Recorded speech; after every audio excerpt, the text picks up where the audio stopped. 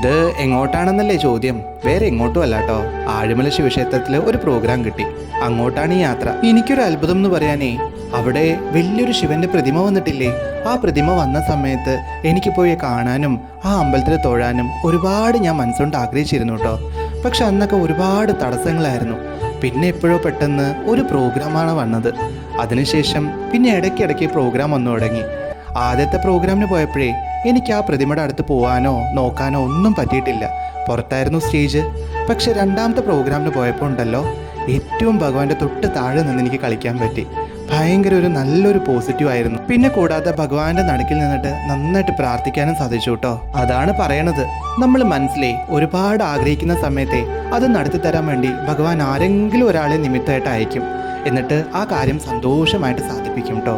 അത് തന്നെയാണ് എനിക്ക് ഇവിടെയും നടന്നത്. അങ്ങനെ പ്രോഗ്രാം എല്ലാം സന്തോഷമായിട്ട് കഴിഞ്ഞിട്ട് നേരൊരു യാത്ര വേറെ എങ്ങോട്ടും അല്ലാട്ടോ, എൻ്റെ സ്വന്തം നാടായ പാലക്കാട്ടിലേക്ക്.